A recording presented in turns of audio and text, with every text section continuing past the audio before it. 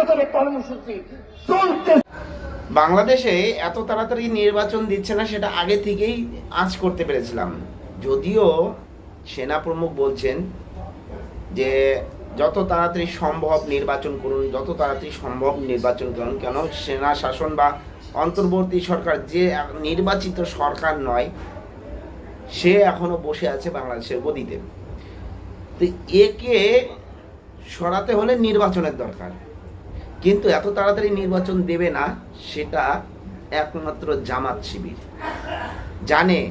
যে এই জামাতি সংগঠনেরই একজন সদস্য হয়েছে এই ইউনিট সরকার, আর এই ইউনিট সরকার যদি চলে যায় হয়তো বিএনপির জায়গায় আওয়ামী লীগের জায়গায় বিএনপি জিতে যাবে, কিন্তু আমাদের জামাত শিবির হয়তো আসবে না, যার জন্য এত তাড়াতাড়ি ভোট করাচ্ছে না। তার সাথে নতুন একটা পার্টি এনসিপি নতুন যোগ হয়েছে, এরাও চাইছে যে জামাতের সঙ্গে নিয়ে এরা একটা ভালো করে শক্তপোক্ত জায়গা করব, তারপরে ভোট করাবো। কিন্তু এটার একটা স্লোগান উঠেছে। স্লোগানটা কি? যে শেখ হাসিনার বিচার হবে, তারপর নাকি নির্বাচন হবে, ভোট হবে। তো এটা যদি হয়ে থাকে তাহলে কবে শেখ হাসিনাকে পাবে আর কবে নির্বাচন হবে? এটা হাস্যকর জিনিস না? দেখেন বাংলাদেশের লোক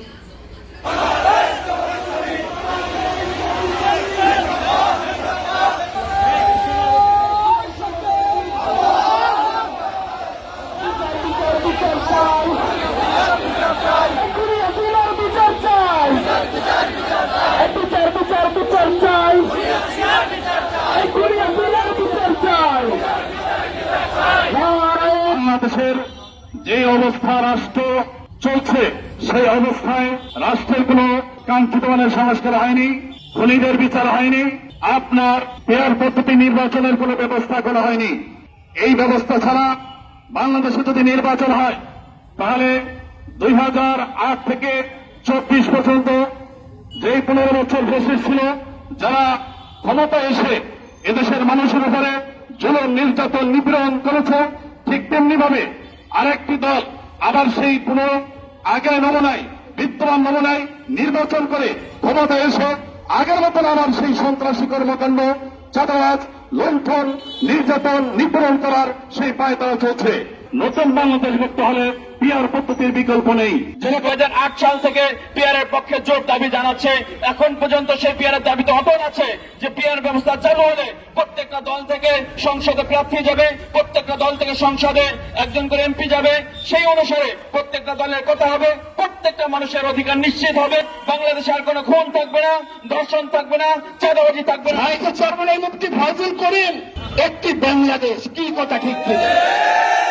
শাইখে চরমনাই মুফতি সৈয়দ ফাইজুল করেন একটি গণ অভ্যুত্থান, গণ বিপ্লব।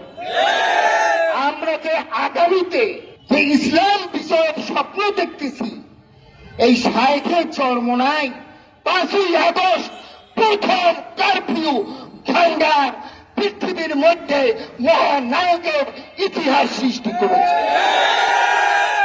আমরা বলতে চাই যে অনতিবিলম্বে লিগ্যাল নোটিশ, ইলিগ্যাল নোটিশ প্রত্যাহার করুন, না হলে দেখবেন কত ধানে কত চাল। 68,000 গ্রাম থেকে 68,000 মানুষ মামলা করবেন ইনশাআল্লাহ। পদ্ধতির জন্য শুধু বরিশালে নয়, সারা বাংলাদেশে প্রত্যেকটি জেলা মহানগরে কর্মসূচি চলতেছে, আরো চলবে। আমরা মার্চ টু ঢাকা অচিরেই কঠিন কর্মসূচি চাই। এদের মনে এখনো ভয় আছে, যদি নির্বাচন হয়, হয়তো যদি বা হেরে যায় তাহলে আমাদের আর আধিপত্য থাকবে না, যার জন্য এত তাড়াতাড়ি এরা নির্বাচন করাচ্ছে না। একমাত্র উসলাত দিচ্ছে যে শেখ হাসিনা নেই। 2008 থেকে 2024 এই পর্যন্ত যে শেখ হাসিনা কর্মকাণ্ডগুলো করেছে তাদের কারো পছন্দ হয়নি হয়তো। মানে দেশের জন্য কেউ কিছু করলে বিরোধীরা সবসময় তাকিয়ে থাকে, যে এটা যে কোনো দেশেই। তাই সেরকমই শেখ হাসিনা উন্নয়ন চাইছিল, রাস্তাঘাট পাকা, ব্রিজ করেছিল পদ্মা সেতুর উপরে, সেই আমলেই হয়েছে। এখন এটাকে বন্ধ করে দেওয়ার জন্য সব রকমের চেষ্টা করে শেখ হাসিনাকে পালাতে বাধ্য করেছে। এবার এরা চাইছে যে যদি শেখ হাসিনার বিচার না হয় তাহলে এখানে নির্বাচন হবে না।